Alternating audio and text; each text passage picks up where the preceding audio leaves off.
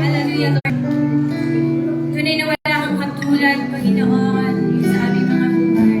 Thank you, Lord. Thank you, Jesus.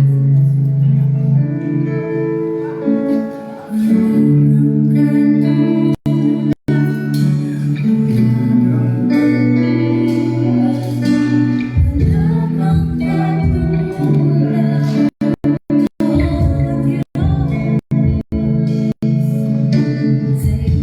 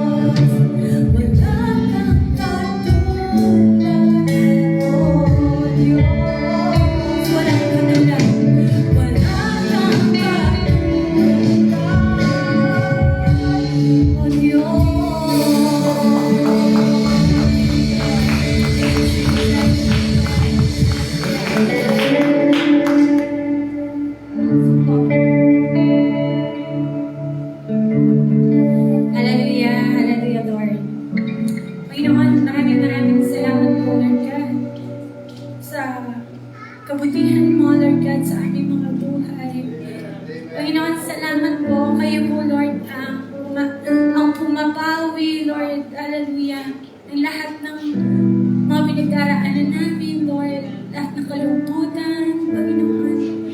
Lord, at saan man kami, Panginoon mo padaanin, Lord, nandoon yung gabay at patnubay mo, yung protection niyo po, Lord, sa aming mga buhay. Nagpapasalamat po kami, Lord, sa araw na to. Kami po ay sama-sama na kayo po ang tinataas, niluluwalhati. Walang iba, Panginoon. Lord God, na sa lugar na ito, Lord God, na maitataas kundi ang pangalan mo lamang. Lord, hallelujah, nawa o Diyos, lahat ng aming gagawin, lahat ng aming lalakarin, lahat ng lalakaran namin, Panginoon, ito po, Lord God, ay patungo sa plano mo sa aming mga buhay. Panginoon, salamat po, Lord God, pangunahan niyo po, Lord, ang gawain ito, at ang lahat po hanggang sa matapos, kayo po ang mabigyan, Panginoon, ng pinakamataas na papuri at parangalan. Lord, salamat po, ngayon pa lamang, O Diyos, sa aming mga buhay, binababa po namin ang aming sarili, Panginoon, upang kayo po ang lubos, Panginoon, ng mga hakilo sa aming buhay. Salamat po, O God, nananampalataya po kami sa kapangyarihan mo, Lord, at ang pagsama mo sa pangalan ni Jesus. Amen.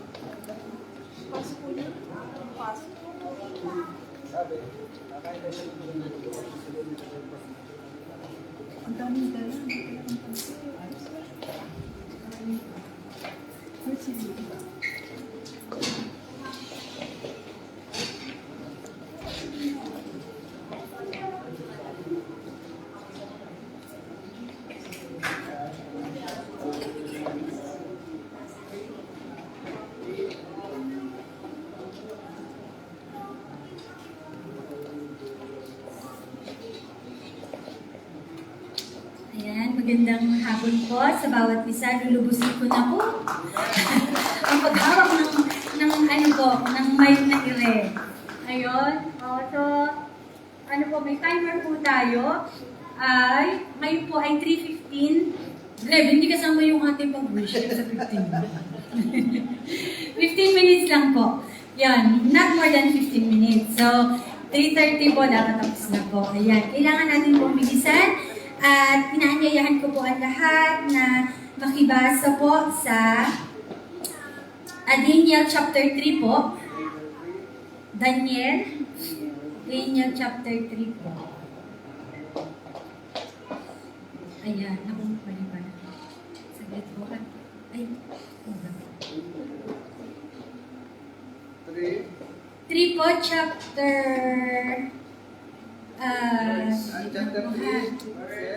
chapter 3, verse, saglit mo, sa kakabahan ko po, parang hindi ko mahanap ang aking Tanggalin mo ka ba mo?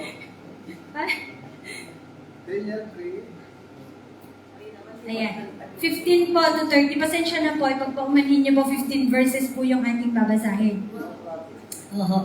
Bibilisan na din pati pagbabasa. So, Daniel chapter 3 po, verse 15 to 30. Okay. Ito po ang, sabi po sa verse 15, inuutos ko sa inyong lumuhod kayo at sumamba sa ipinagawa kong may bulto. Sa sandaling marinig ninyo ang tunog ng mga instrumento, kung hindi ipahahagis ko kayo sa naglalagablab na pugon. Sa palagay ba ninyo'y may Diyos na makakapagligtas sa inyo mula sa aking kapangyarihan? Sinabi ni Shadrach, Meshach at Abednego, mahal na Haring Nebuchadnezzar, wala po kami masasabi sa inyo tungkol sa bagay na ito. Gawin ninyo kung iyan ang gusto ninyo. Ang Diyos na aming pinaglilingkuran na magliligtas sa amin sa naglalagablab na pugon at mula sa inyong kapangyarihan. Kung hindi man niya kami iligtas, hindi pa rin kami maglilingkod sa inyong mga Diyos. Ni sasamba sa mga ribultong ginto na ipinagawa ninyo. Verse 19, namula ang mukha ni Haring Nebuchadnezzar sa tindi ng galit kina Shadrach, Meshach at Abednego. Kaya inutos niyang painitin pa ng 7 ulit ang pugon. Inutusan din niya ang ilan sa mga pinakamalakas niyang kawal na gapusin sina Shadrach, Meshach, at Abednego at ihagis sa naglalagablab na pugon. Ginapos nga sila nang hindi na inilis ang damit, ang panloob at panglabas, turbante ang ibabang kasuotan sa kanila, at inihagis sila sa naglalagablab na apoy. Dahil sa higpit ang utos ng hari sa nang patindihin ang init ng pugon, lumabas ang apoy, kaya nasunog at namatay ang mga kawal na nagdala kina Shadrach, Meshach at Abednego. Samantalang nakagapos pa rin na bumagsak na naglalagablab na apoy ang tatlong kabataan, nagtaka at bigla napatindig si Nebuchadnezzar at itinanong sa kanyang mga tagapayo, hindi ba tatlo lamang ang inihagis sa apoy? Opo, kamahalan, sagot nila. Bakit apat ang nakikita kong walang gapos at naglalakad sa gitna ng apoy nang hindi nasusunog? At ang tingin ko sa ikaapat ay parang anak ng mga Diyos. Verse 26, lumapit si Hari Nebuchadnezzar sa may bunganga ng apoy. Sinabi niya, lumabas kayo riyan at halika kayo rito, Shadrach, Meshach at Abednego, mga lingkod ng kataas-taasang Diyos. Lumabas nga silang tatlo mula sa pugon at lumapit sa kanila ang lahat ng mga pinuno ng kaharian. Tiningnan silang mabuti ng mga ito, ngunit wala man lamang nakitang bakas ng apoy sa katawan ng tatlo. Hindi nasunog, ni bahagyaman ang kanilang buhok at ang kanilang kasuotan. Hindi rin sila nag-amoy usok. Dahil dito, sinabi ng hari, purihin ang Diyos nila Shadrach, Meshach at Abednego. Isinugo niya ang kanyang anghel upang iligtas ang mga lingkod niyang ito sa naganap na sumasampalataya sa kanya. Hindi sinunod ng mga ito ang aking utos. Ginusto pa nilang sila ihagis sa apoy kaysa sumamba sa Diyos-Diyosan. Kaya pinag-uutos ko sino man mula sa alinmang lahi, bansa o wika na magsasalita laban sa Diyos ni Shadrach, Meshach at Abednego, papatayin at ang kanilang bahay ay wawasakin. Walang ibang Diyos na makapagliligtas sa tao tulad ng ginawa ng kanilang Diyos. At sina Shadrach, Meshach at Abednego ay tinaas niya sa tungkulin sa lalawigan ng Babylonia. Ayan. Napakagandang story po. Sa ating mga favorite na story. Ano po, sa Bible. At teens, natatandaan niyo to. Shadrach, Meshach at Abednego. Ayan. So, konting ano lang po, background. Bakit po sila ay nasa ganitong kalagayan? So, noon po, yung mga Babylon, ay yung mga Israelita po, dahil po sa kanilang pagsuway, dahil po sa kanilang hindi pagsunod sa Panginoon, at pagsamba nila sa Diyos-Diyosan, sila po ay na-exile sa Babylon. Inayaan po ng Panginoon na sila ay makaktive yung po mga Israelita sa Babylonia upang maging alipin. Ayan, so nadoon po sila, ang mga Israelita, doon po sa Babylon. Pero, ito po si Shadrach, Meshach at Abednego, kasama po si Daniel, nakita po ni King Nebuchadnezzar na full of wisdom, mga pugi, at magandang katawan. Ayan. Kaya pala ating pastor, ang ating mga kalalakihan dito ay ayan, mga pugi. Kaya sorry kayo, dahil kayo pugi, ilalagay kayo sa naglalagablab na apoy. Ayan. Ayan, sila po ay naparangalan. Kahit na po sila ay alipin sa lugar na yon, abay, ang tatalino ng mga ito, itong mga kabataan po sila ng time na ito, ang tatalino at saka makikisig at gwapo, ginawa pong tagapamahala. Ayan, hallelujah, thank you Lord. Hindi po, kasama po si Tita. Good afternoon po, Tita. So, binigyan po sila ng kapamahalaan doon sa Babylon, kahit na po sila ay alipin. Ano po? Pero, nung time na yon, sabi ni Nebuchadnezzar, lahat ng mga lahat ng tagapamahala, lahat ng hukom, lahat ng matataas ang posisyon po, tinawag niya. Dahil nagpatayo po siya ng, tore? Toring sasambahin? Ribulto. Ayun. Ribulto, sasambahin. At ang sabi nga po dun sa binasa natin, kung sino man ang hindi lumuhod sa ribultong ito ay itatapon sa naglalagablab na apoy. So, tatararan! Nagsiluhudan. Pagkaluhod, siguro kitang-kita nakita silang tatlo, no, hindi na, Lord. Wala man lang kaano-ano, luluhod ka ba, luluhod, parang wala man lang silang agam-agam sa kanilang sarili, na ikaw ba, luluhod ka, parang ayoko, ikaw na lang lumuhod, ako hindi. Yung parang sa atin, tatagay ka, tatagay, ako hindi. Parang napunta sa tagay. sorry naman. Wala yung dito. So, hindi po, walang kaagam-agam itong tatlong to. Diretso-diretso ang kanilang pagkakatayo. Hindi wala pong sinabi sa story ng Biblia na sila ay nagkaroon ng pag-aalinlangan. Ano po? Kung tutuusin po, pagka ikaw nilagay niya sa posisyon, ayoko na. Parang katulad sa Pilipinas, pagka nilagay sa posisyon, kahit anong mangyari. Pagka yung gusto kong kami ng kayamanan ng Pilipinas, kahit na anong mangyari, yung integrity po nawawala. Pero ang integrity po ng tatlong ito, kakaiba po yung kanilang pananampalataya. At nakikita po natin dito, yung kahalagahan po na siguro po, ang tindi po ng pangangaral ng magulang nitong tatlong ito. Yung kanila pong pastor, yung pangangaral, walang sasamba sa Diyos-Diyosan. Biruin nyo yun, kung hindi po sila rooted sa Word of God, tsak naluluhod. Ang dali pong sabihin natin na hindi po tayo lulod. Pero pag nandun po tayo, diba, yung konti nga lang po sa atin, ay medyo nakakaano na tayo, nako-compromise na tayo minsan talaga. Pero dito, sino po dito ang naputulan na ng daliri dahil kay Kristo? Wala pa po.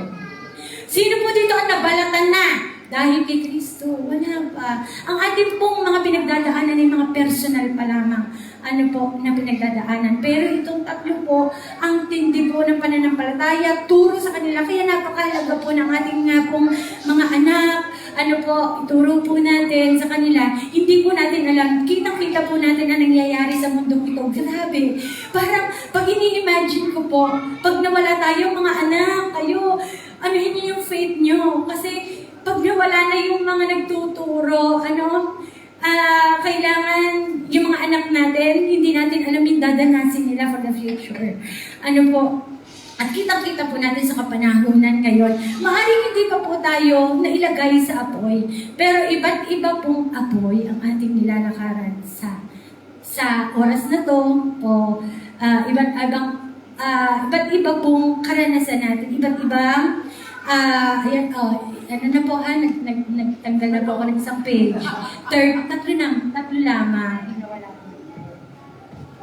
So, iba't iba po ang pinagdadaanan nating apoy ng pagsubok. Iba't iba po yung intensity. Meron pong medyo mahirap-hirap. Merong napakahirap. Na intensity ng pagsubok sa ating buhay. Maaring po itong apoy na ito ay hindi lang pagsubok, maaring din po ito'y discipline sa atin ng Panginoon. Pero ang sabi nga po niya sa Hebrew chapter 12 ay, anak ko, huwag mong baliwalain ang pagtutuwid ng Panginoon. At huwag mong mamasamain pagka ikaw ay dinidisiplina niya. Diba? Minsan nararanasan po natin yung pagka tayo ay alam natin na wala na po tayo sa line ni Lord, tayo po ay dinidisiplina. Pero sabi po ng Panginoon sa Hebrew ay huwag daw nating mamasamain o babaliwalain ang disiplina niya sapagkat dinidisiplina ng Panginoon ang mga minamahal niya at pinapalo ang tinuturing niyang anak.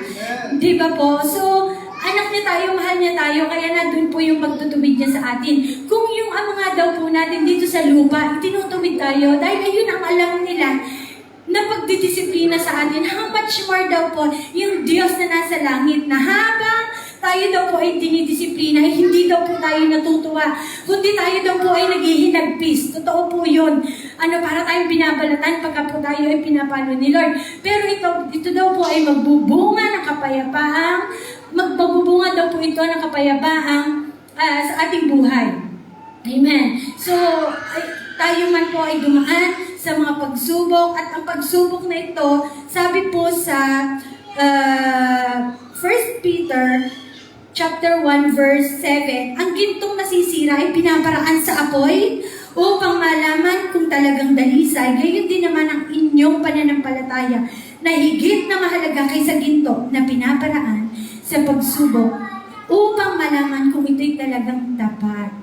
Ano po, sa gayon, kayo'y papupurihan, dadakilain, at pararangalan sa araw ng mahayag si Yesu Cristo. So, yun daw po, dadaan talaga daw po tayo sa apoy ng pagsubok. At ito nga po ay maaring hindi masaya. Maaring ito po ay mabigat para sa atin. Pero sabi doon, nagbibigay po ito pagka daw po tayo ay nakaraan na doon sa pagsubok na ito, malalaman daw po na kung tayo ay lapat. At tayo daw po ay dadakilain, pararangalan ng ating Diyos na buhay. At pagkatapos noong sila po ay inihagis sa apoy, bago po sila inihagis, ang tindi po nung sinabi nung tatlo. Ito po yung talagang sa akin. Sabi niya, at sabi po ng tatlo, King Nebuchadnezzar, at kung hindi man kami iligtas. Ang hirap po nun. Hindi po ito negative sa kanila na parang, ay Lord, kung hindi mo man ako pagalingin, hindi po ito negative ang sinasabi po dito. Ang pinapakita po dito ay yung unwavering faith talaga nila. At kung hindi man ako iligtas, Lord, di ba tayo po minsan pagka wala na, yung, sino po nakaranas dito parang 4 euro na lang yung pera sa card. Di ba? Yung parang, Lord, wala na. Parang gusto ko nang gumawa ng paraan, sarili kong paraan, Yung parang, kaya, ang pinagdaraanan nating matindi ay about sa family, relationship. Ito man po ay kagalingan natin, physical na ba, nakaratay ang ating mahal sa buhay, So, napakadaling sabihin, pagkat po tayo ay pinagpapala. Paano? Kung hindi na. Sabi po nila, Nebuchadnezzar, hindi kami luluhod. Hindi man kami iligtas. So, inilagay po sila doon sa naglalagab na apoy at nagalit pa si Nebuchadnezzar, painitin daw ng 7 beses pa. Grabe po yung init. Ako po napapaso lang plancha, gano'n, sa pagluluto, gano'n, ang sakit. Pero yun talaga, naglalagab sa apoy, ilagay ka doon. Painitin pa daw po ng 7 beses. Yun nga po, minsan doon tayo sa punto na ang laki-laki ng problema natin, pero parang hindi natin makita yung pagliligtas sa atin ng Panginoon. Hinahayaan po ni Lord na sige pa anak, tinutupok pa tayo doon po para hindi po alisin yung pagtitiwala natin sa ating mga sarili. Minsan habang po tayo, kaya pa natin iligtas ang ating sarili, gagawa po tayo ng paraan. Pero ayaw po ni Lord. Bakit po? Gusto niya pong ipakita yung mirakulo sa buhay natin. Yung kaya niyang gawing miracle sa buhay natin. Yung divine protection po niya. So, pinainit pa, sabi nga po ay, pagka po tayo ay nasa matinding pagsubok, sabi po niya sa Isaiah 40 verse 31, those who trust, hope, wait on the Lord shall renew their strength. Shall renew their strength. They will soar on wings like eagles. They run and not grow weary. They walk and not be faint. Bakit po sa eagle? Sabi niya, they will soar on wings like eagle. Ang eagle pala po, may time yan na pagka po yung old na yung kanilang feather, may time na pupunta po sa isla sa silang lugar, sa batuhan, na babato. Doon po, malalagas po yung kanilang balahibo at yung po kanilang tuka ay tutok-tok ng tok-tok po dun sa bato. Hanggang sa ito tapos magpapanibago pong napakagandang feather at napakaganda pong beak. Doon po ang nais ng Panginoon.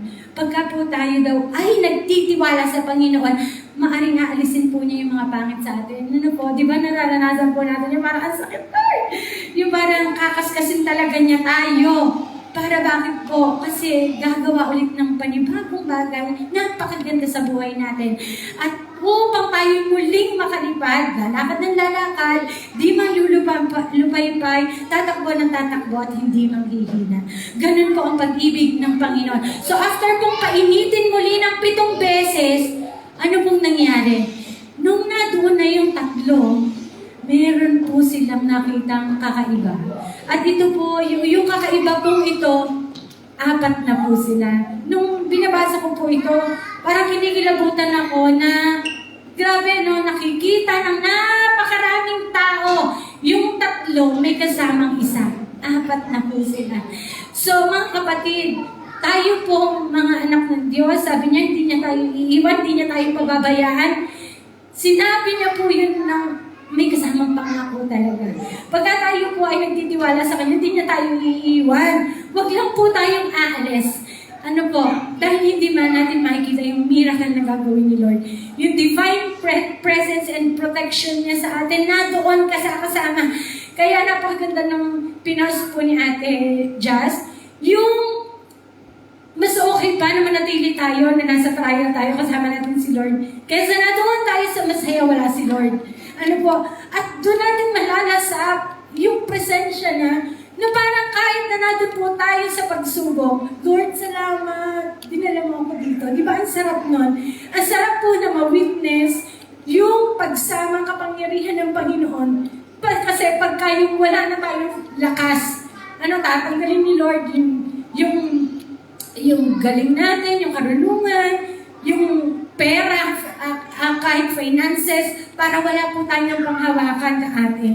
Ang panghahawakan natin ay yung kapangyarihan po ng Panginoon. Kaya salamat po, salamat sa Panginoon na hindi niya po tayo iniiwan. At sabi doon, nung nandun po sila sa pugon, ano po yung natanggalang?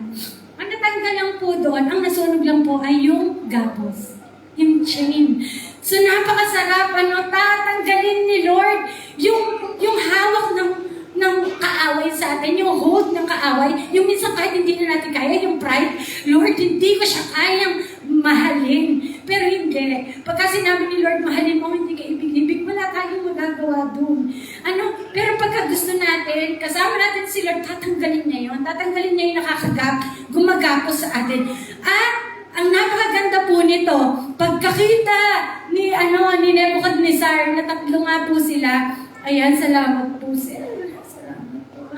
Ayan. So, pagka pala ang Diyos po ay nananatili tayo sa Panginoon, sa Kanyang katapatan, makikita ng iba. Bakit? Sabi po doon sa verse 28-29, di ba namang si King Nebuchadnezzar, siya mismo nagsabi, ang Diyos ng 3 ito, wala kayong magiging ibang Diyos, kundi ang Diyos lamang nila. Salamat sa Panginoon sa ating mga pagsubok, dahil yung pagsubok mo natin ay magiging witness sa iba.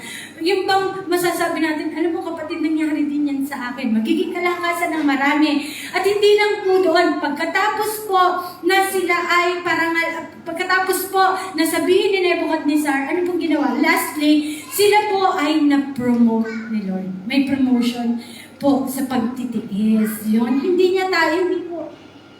Ang Diyos po ay mahabagin. Hindi po siya natutuwa na tayo ay nakalugmok doon sa pagsubok. Kundi after daw po ng pagsubok, there is a promotion. Magkakaroon ng promotion. Nung po sila ay lumabas na sa pugon, grabe, wala daw pong aming usok, walang ni isang sa kanila nibo. Tayo, ganun din po tayo, ingatan ni Lord sa gitna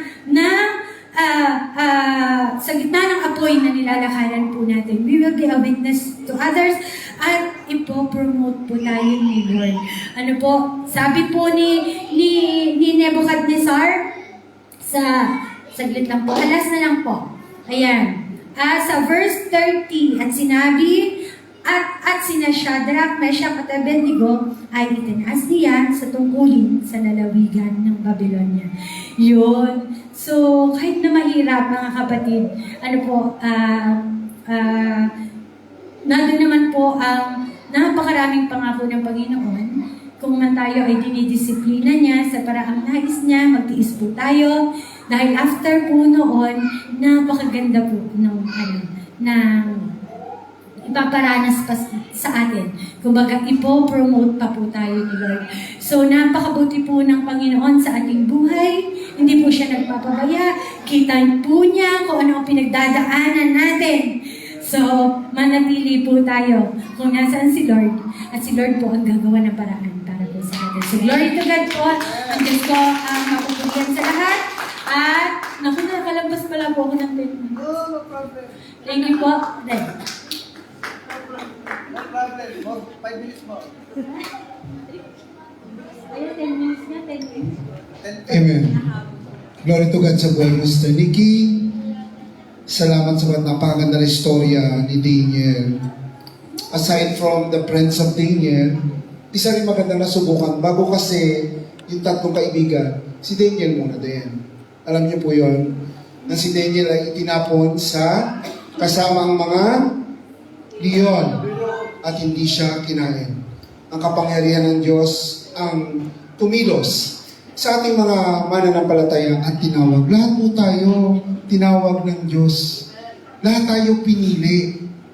Pero tayong mga pinili ng Diyos, tandaan nyo, hindi po maaari tayong lumampas sa isang bagay na katulad ng ipinasusubok o pinararanas ng Diyos sa mga bagay na alam mong pinagdadaanan mo, parte yan ng isang lingkod ng Diyos.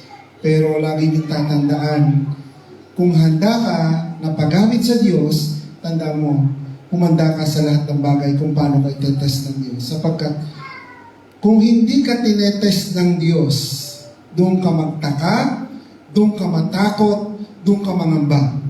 Sapagkat kung ikaw ay nasa kamay ng Diyos, tandaan mo, sinasabi nila, masasabi natin na okay ako ngayon because ang Diyos nasa tabi natin.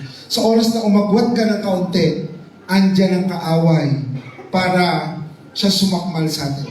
Alam niyo, nakakatuwa kasi nung sinabi ni Sister Nikki kanina about doon sa nakita ni Nebuchadnezzar at ng buong kaharian, yun nangyari doon.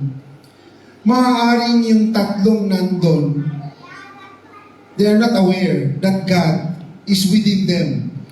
Pero kita ng lahat, yung nangyari sa kanilang hindi sila nasunog, alam nila yon. Pero yung nag-iisang kasama nila yon, nakakaano yun, di ba, nakaka-amaze? Alam niyo po sa buhay natin, nagsasalita ka sa harap dito, tapos makikita, sa damo ka na anghel pala yung nandyan. Nakasakasama sa loob ng church natin. Di po ba nakaka-amaze yun? Mga kapatid, kapag minsan hindi mo napapatunayan na ikaw pala yung pinili na pero wala kang experience about doon sa pagkilos ng Diyos, nakakaapik po, nakakaawang, parang napipiti ka. Ba't yung iba ang daming testimony about God, about yung kilos ng Panginoon, pero pag wala kang may testify ng ganun, manghuhula ka na lang. Ang hirap po nung ganun, di po ba?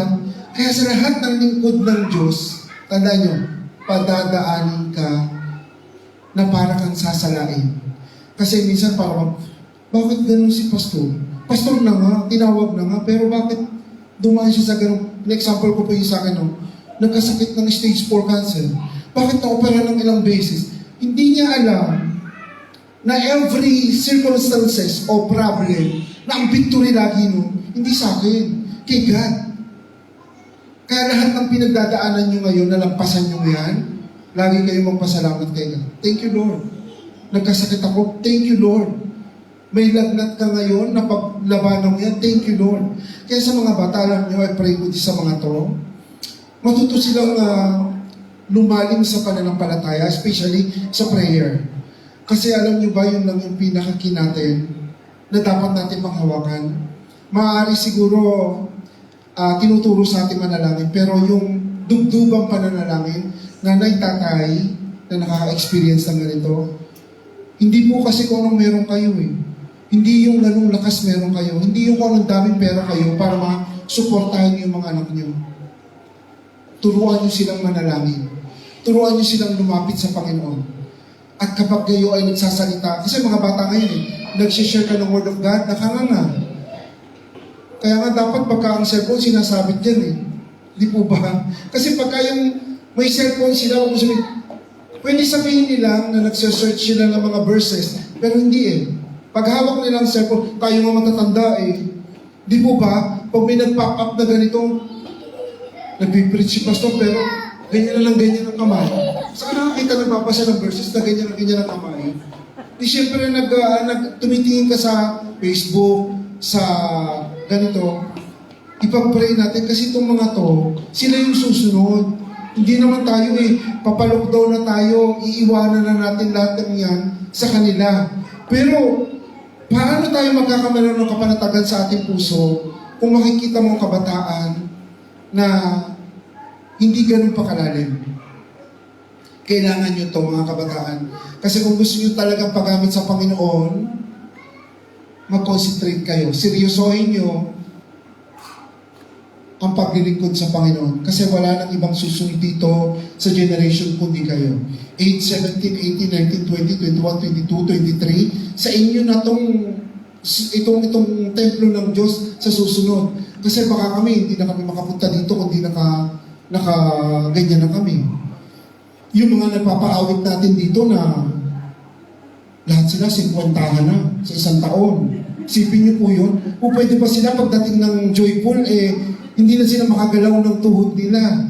Kaya kayong mga malalakas pa kayo, ngayon pa lamang, enjoy nyo yan.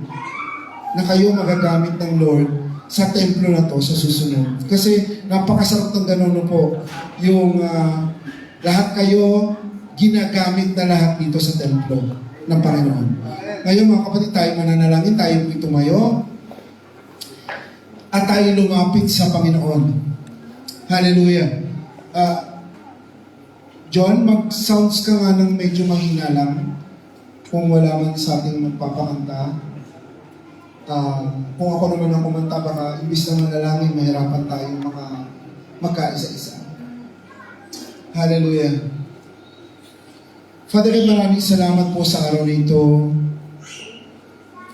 Patuloy po kami nagpapakumbaba. Patuloy yung gawin karapat-dapat ang bawat isa sa amin, O Lord God, na dumulog sa inyong harapan. Tunay nga, O Lord, na wala kaming magagawa kung di mo kami sasamahan. Sa tulong ng Banal na Espiritu, kasama ang matatapat na anghel na siya nagbabantay sa loob at labas ng aming kinaroroonan. Lord God, balutin mo ng banal na dugo ni Kristo ang apat na sulong ng templo mo. At sa oras ding ito, hayaan mo sa aming pananalangin, O Lord God, na yung presensya mo ang maranasan ng bawat isa sa amin.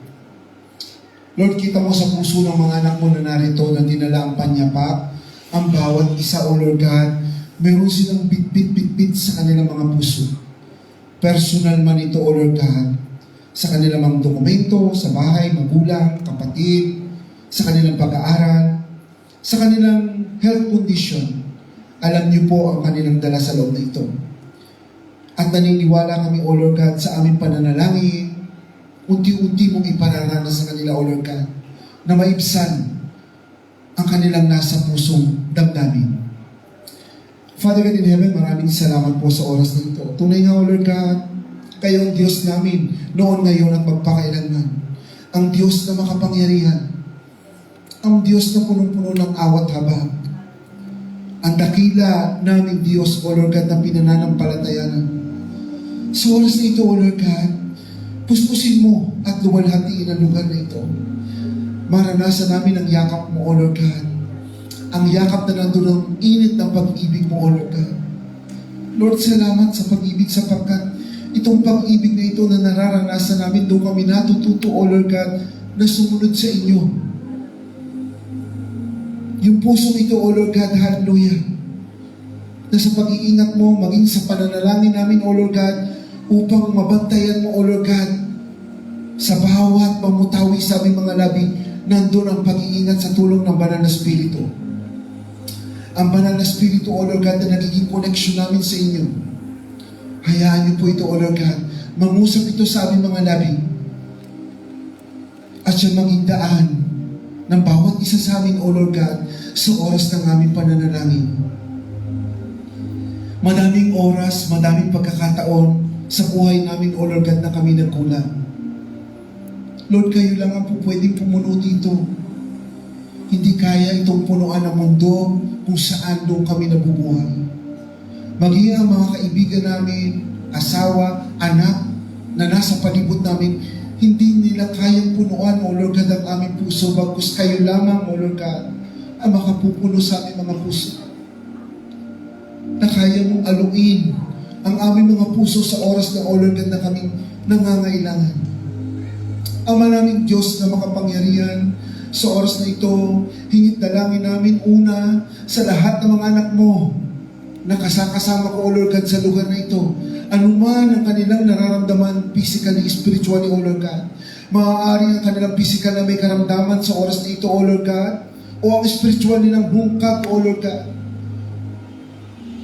Lord, ang pagpapatawad mo sa aming kakulangan, sa aming kasalanan, yun ang magiging daan, O Lord God, sa kompletong kagalingan ng aming pisikal. At gayon din, O Lord God, sa salita at pangako mo, O Lord God, sa tulong ng banal na Espiritu, O Lord God, na sa oras na ito, sa aming pananalangin, O Lord God, binubusog mo siya. At siya, O Lord God, ang gagamitin mo upang ang aming pusong ito, O Lord God, hallelujah, ay mapuspos, maluwalhati, O Lord God. Salamat sa banal na Espiritu, O Lord God, na siyang aming kakampi. Siyang connection namin sa inyo, O Lord God.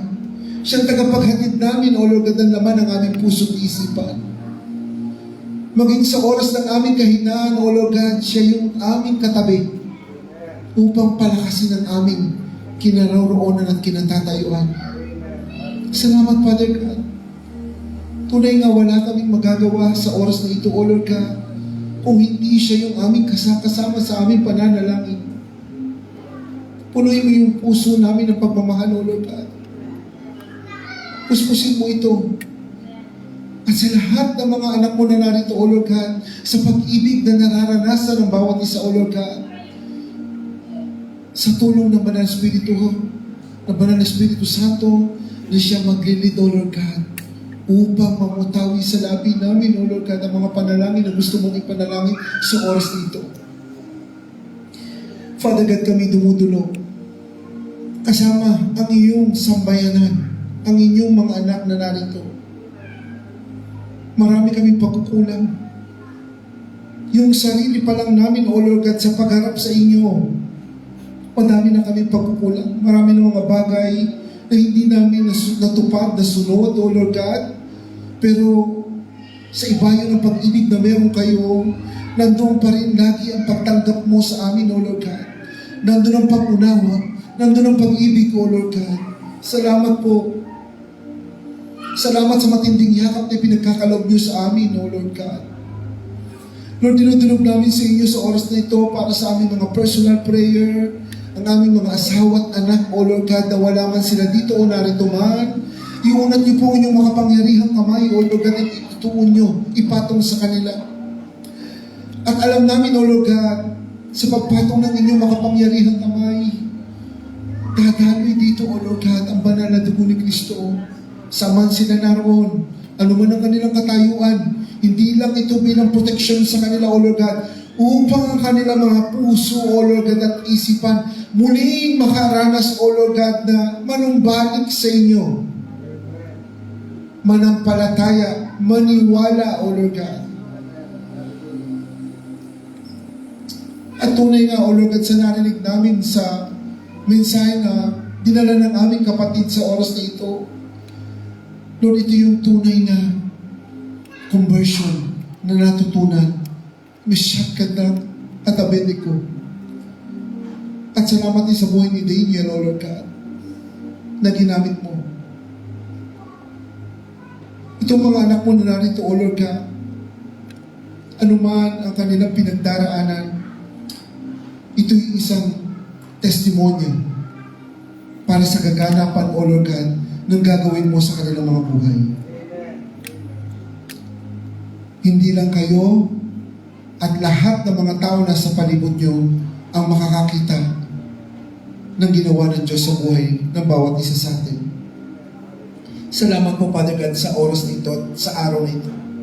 Lord, patuloy namin dinudulog sa inyo sa oras na ito ang aming spiritual parents, sa buhay po ni Apostle Bishop Art Gonzalez, sa buhay ni Rablin, O Lord God, itong mga anak mo ito na walang humpay na ginagamit mo, O Lord God, sa amang sulok ng mundo, mga Pilipinas at sa labas ng Pilipinas, O Lord God. Lord, ang kalakasan nila, tunay nga nanggagaling sa inyo. Yung protection nila, O Lord God, at amin pong nababatid, O Lord God, kung paano mo sila ginagamit, kung paano yung buhay nila, O Lord God, nagpapagal, O Lord God, para sa inyo. At Lord, yung kanilang eagerness, O Lord God, nawa po ito, O Lord God, ay dumaloy sa lahat ng churches sa buong mundo. Sa lahat ng mga itinalaga mo, sa lahat ng mga tinawag mo, sa lahat, O Lord God, na inilagay mo sa kanilang mga lugar. Lord God, ang mga anak mong ito ay gagawin mo, O Lord God, na daluyan ng inyong salita. At even, O Lord God, lahat sila sa pag-unat ng kanilang mga kamay, O Lord God, nandun ang kapangyarihan na nanggagaling sa inyo. At sa patuloy na dumadaloy sa kanilang pagpapala, simula sa aming spiritual parents, O Lord God, dadaloy ito sa lahat ng churches na kanilang nasasakupan sa Pilipinas, national and international. Lord God, nawa po, O Lord God, hallelujah, dumaloy ito hanggang sa aming mga anak. At ngayon din sa aming supervising pastor, O Lord God, sa buhay ni Jenny Manalo, hingit dalangin namin, O Lord God, kung paano mo ginagamit ang anak mong ito sa Europe, O Lord God. Sa lahat ng churches na kanyang pinupuntahan at natapakan, O Lord God, gamitin mo siya, O Lord God, padaluyin at dumaloy sa kanya, O Lord God, hindi lamang yung kapangyarihan mo, O Lord God, dumaloy sa kanya yung mga salita upang ihatid sa bawat lugar ng Amsterdam, Netherlands, O Lord God, sa Spain, O Lord God, sa Madrid, Barcelona, sa UK, O Lord God, London, maging sa Liverpool, O Lord God, sa Germany, O Lord God, sa Bonn, sa Wetzlar, at sa satellite pa ng Germany, and even, O Lord God, sa Malta. Maging, O Lord God, sa lugar ng Milan, Rome, and satellites, O Lord God, sa Brescia. Lord, lahat ng mga churches dito sa buong Europe, kung paano mo ginagamit ang buhay ni Jerry, ganun din padadaluin mo sa kanya, O Lord God, ang pagpapala sa lahat ng aspeto ng buhay ng aming reverendo rito, at dadalo ito sa lahat ng kanyang pinupuntahan at nasasakupan sa buong Europe. Padagat, maraming salamat po, at patuloy kaming dumudulog kasama ang mga anak mo dito sa templo mo. Lord God, higit na langin namin ang Milan, sa lahat ng mga leaders, simula finance, men's, women's, O Lord God, sa aming children, sa youth, Father God, Lord, lahat ng ministeryo na itinalaga mo sa templo ng J1 Milan, O Lord God, manguna kayo sa mga anak mo, O Lord God. Pag-isahin niyo po, O Lord God, ang aming puso. Pag-isahin mo ang aming isipan. Lord, nawa po, O Lord God, sa mga anak mo na ginagamit sa J1 Milan and even sa Brescia, leaders, pastors, O Lord God, hallelujah, na may isang layunin, O Lord God, ang sumunod sa inyo, ang itaas ang pangalan ng Panginoong Jesucristo, O Lord God. Salamat sapagkat naniniwala kami, O Lord God, sa oras na ito, binuklod mo na ang puso ng bawat isa sa amin. Pinagkaisa mo ang bawat isa sa amin, O Lord God. Lord, hingit dalangin namin dito sa J1, simula mga batang kalilitan, sa mga youth, hanggang sa mga olds or adult namin, O Lord God. Lord, nawa po, buksan niyo ang puso ng bawat isa, padaluin niyo pag-ibig na nanggagaling sa inyo, O Lord God, at yun lang ang gagamitin namin, O Lord God, sa inyong templo. Ang pag-ibig na nanggagaling sa inyo. Sapagkat ang pag-ibig pwedeng takluban anuman yung multitude of sins, O Lord God. Salamat, Father God, sa pag-ibig na patuloy mo pinagkakaloob sa amin. At hingit na langin din namin sa oras na ito, O Lord God, sa lahat ng mga kabataan na ginagamit mo, O Lord God, sa templo mo. Lord, hallelujah, in the name of Jesus, nawa po yung Espiritu na meron sila, yung lagi ang mag-lead sa kanila, O Lord God, kung paano yung tunay na paglilingkod sa inyong templo, sa harap niyo, O Lord God, at patuloy niyo silang gagamitin ngayon at magpakailanman. Lord, salamat sapagkat naniniwala kami ngayon pa lamang, nakasama namin ang presensya mo, na maging, O Lord God, hallelujah, sa oras na ito, hindi mo hahayaan any works and plan of the enemy in this place, in our life, O Lord God, in our family, sa Italia man o sa Pilipinas. Nandun yung full protection, O Lord God. At patuloy, O Lord God, idinudulog namin sa inyong araw ng bukas. Lord, sa simula pa lamang, sa lahat ng music team, na sila yung nagbubukas, O Lord God, ng pintuan, ng bintana ng kalangitan, O Lord God. Kasi nagsamahan mo yung aming worship leader, backup musician. Maging, O Lord God, sa prayer devotion ng music, O Lord God, nawa po, O Lord God, ngayon pa lamang, hipuin mo ng puso ng bawat isa. Hallelujah, na magkasama-sama para sa prayer devotion ng music bago magsimula ang gawain mo. Dinudulog din namin yung aming opening prayer, tithes and offering, yung aming closing prayer, at ang inyong lingkod, O Lord God, sa araw ng bukas. Wala po kaming magagawa kung di mo kami sasamahan. Sa lahat ng mga personal prayer, sa aming mga kapatiran na may karamdaman, may ubo, may sipon, may lagnat, in the name of Jesus, sa pagbibigay ng kapatawaran ng Diyos, tatanggapin nila ang kagalingan sa pangalan ni Jesus. At kayo din sa lahat ng mayroong mga nilalakad na documents, sa mga bata na may inscription, may day, open day, sa lahat na nag-request ng mga bando kasa, darating na ang pagpapala sa buhay ng bawat isa. We declare it in the name of Jesus. Sa lahat na may struggle financially, Father God, kinakas out namin yon in the name of Jesus. Because yung pagpapala, dadaloy sa kanila at mararanasan. Father God, maraming salamat po sa lahat ng ating mga kapatid na narito. Kung may mga personal prayer kayo, idulog natin sa Panginoon. Yung mga amo natin, O Lord God, hallelujah. Lord, hallelujah, salamat sapagkat ng mga amo namin, O Lord God, na patuloy mong pinagpapala, kalakasan, kagalingan na pinagkaloob sa kanila. Lord God, pagpalain niyo po sila sa lahat ng aspeto ng kanilang buhay. Lord, especially sa aking amo na mag-102 years old on Monday, Lord, iunat mong yung kamay. Hindi lamang kalakasan, Lord, yung kaisipan, yung puso niya. Gamitin niyo po ito para sa inyong lingkod, sa pamilya ko, Lord God. Nawa po, Lord God, kayong kumilos sa kanilang mag-iina ngayong araw na to, maging sa celebration tomorrow and Monday, kayo po kumilos sa kanilang puso at isipan. We cut all works and plan of the enemy, even destruction sa buhay ni Senyora Manny, O Lord God. Bagkus, O Lord God, patuloy mong palakasin ang kanyang buhay. At naniniwala ako, Lord God, kung paano mo kami nilagay sa lugar na yon, kayo pa rin ang maglalagay sa amin kung saan lugar mo kami dadalhin. At Lord, maraming salamat sa araw na ito, sa lahat ng mga anak mo na inuna ang kanilang panyapak na dalhin sa oras na ito ng prayer meeting namin. Lord, ngayon pa lamang sa kanilang prayer, desire, O Lord God, kikilos ka na sa buhay ng bawat isa. Salamat po. At sabay-sabay tayo mga kapatid, na ating panalangin, ating declaration, ang ating desire, lahat ng ito, silyado ng banal na dugo ng Kristo. And we give you the highest praise, thanksgiving and honor. In Jesus' name we pray. Amen. Para po sa ating lahat, hindi po tayo pwedeng umalis ngayon, no? Hindi tayo pwedeng lumabas nang hindi kakain ng pansit. Kasi hindi mauubos yun. Dala ni Sister Lourdes. Okay lang sa inyo na po. Merienda natin. Salamat sa buhay niyo. Brother Tony, nasaan ka? Salamat sa buhay nila kasi congratulations nga pala. Salamat kasi magkaka-baby na uli sila. Cut in Jesus' name. Cut in Jesus' name. Joke lang po yan. Nagpapasalamat kami sa Sister Lou.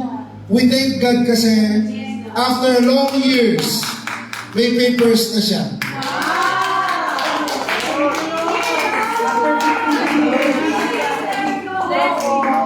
At after years, makakauwi na siya. At bago ka uuwi, pagpapalagi ka ni God. Alam mo naman yung key kung paano ka pagpapalain, kaya gawin mo yon. Habang pinaplano ko lang ang pag-uwi, and God will provide everything. Taas po natin ang dalawang kamay.